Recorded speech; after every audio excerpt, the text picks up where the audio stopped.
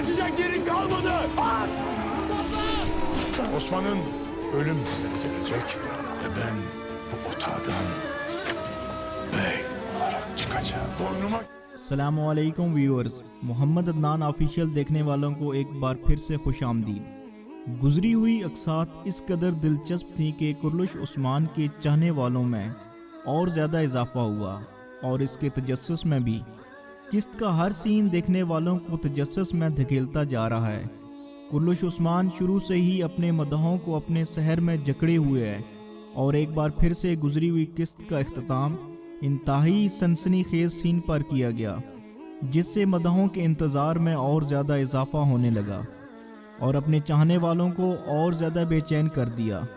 आने वाली किस्त में क्या होगा, बहुत से सवाल ज़हनों में उठने लगे। आने वाली किस्त से मुतल्लिक अपनी इस वीडियो में कुछ अहम मालूमात देंगे। उस्मान बे निकोला के बिछाए गए बहुत ही ख़तरनाक जाल से कैसे बचेंगे, क्या इनकी मदद के लिए कोई आएगा, क्या बायोजा शहीद हो जाएगा, क्या ये जंग आर्मीनिया की ही जंग है, क्या आने वाली किस्त में दुंदार बे की गद्दारी का इल्म हो जाएगा या अभी और बर्दाश्त करनी पड़ेंगी। तो आपसे गुजारिश है इन सब सवालात के जवाबात के लिए इस वीडियो को आखिर तक ज़रूर देखिएगा। बायोजा अपनी कम उम्री की वजह से जंग के असूल नहीं जानते, जिसकी वजह से बहुत से गलत इक़दाम पहले भी उठा चुके हैं, लेकिन इनका जुनून बेमिसाल है। इस जुनून के बारे में आप अपनी राय ज़रूर दीजिएगा। आर्मीनिया की जंग बहुत अरसे से ज़ेर बहस है, क्योंकि इसका तारीख़ में बहुत अहम किरदार है।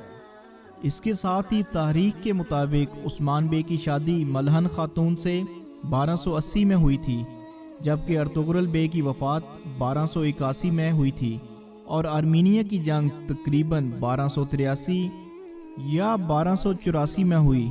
लेकिन जब तारीख़ और ड्रामे को देखा जाए तो ऐसा लगता है कि इसका मिक्सचर किया जा रहा है, क्योंकि अभी तक शादी नहीं दिखाई गई। जैसा कि लग रहा है कि ये जंग आर्मीनिया की ही है, तो फिर ये भी तय है कि बायोजा की शहादत आने वाली किस्त में हो जाएगी।